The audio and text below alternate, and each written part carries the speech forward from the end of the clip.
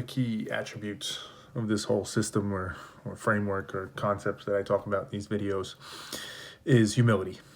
You have to be willing to be wrong and be okay with being wrong. The objective has to be the truth, right? The objective has to be whatever it is for you. If it's the truth, if it's, there's some values that you hold, deep values about what's right, that's got to be the objective. Being wrong is part of the process, right? It's an input. It's more data, it's more information to help you get to the truth or to being right. Easier said than done, right? Simple concept, not easy though to actually execute for all the reasons we always talk about, all the mental flaws and challenges. And frankly, at a very base level, there's discomfort in being wrong. So that needs to be calibrated or recalibrated to accept that.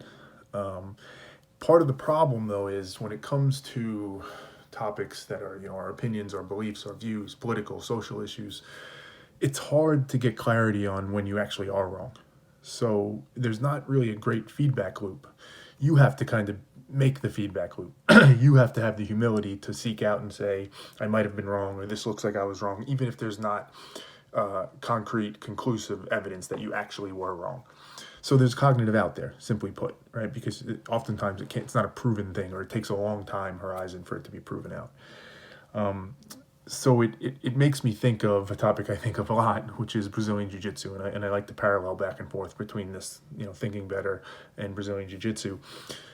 One of the beautiful things about Brazilian Jiu Jitsu, which is such a nice parallel to this, is that it forces you into a feedback loop. It forces you into humility in such a way in which you can't take a cognitive out. There is no hiding from it. There's no making pretend.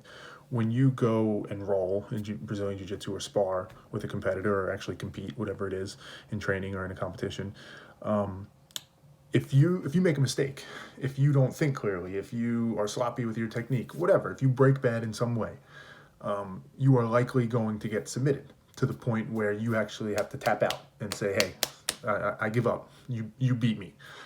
Paralleling that back, hey, I was wrong. I messed up. I did something wrong. And the feedback loop in Brazilian Jiu-Jitsu is so strong, again, because it's literal, right? And everybody can observe it and witness it, and you can't hide from it yourself.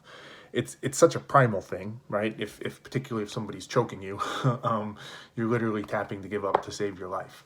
So it can hit very hard for a lot of people. That's why some people struggle with Brazilian Jiu-Jitsu. But I personally love it, the pureness of that feedback loop, the forced humility to say, hey, I'm not as good as you right now, or I messed something up that I need to get better at. My technique is off, so I need to fix it.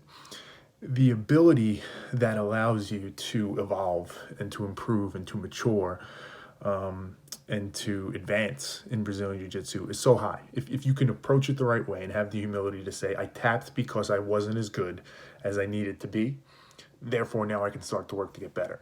Sure, some people, will take cognitive outs in that and make excuses. Oh, my ankle was bothering me, or the guy got lucky, or I let him have it, right? That stuff's always at play.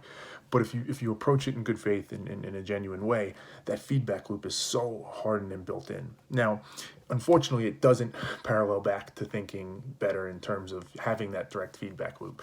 But it does show a proof point, right? Conceptually, it shows that if you're forced to do it, if you're forced to be humble, if you're forced to admit when you're wrong, and forced to try and find ways to get better, you can and you will, because that's exactly how jiu-jitsu works and many other things.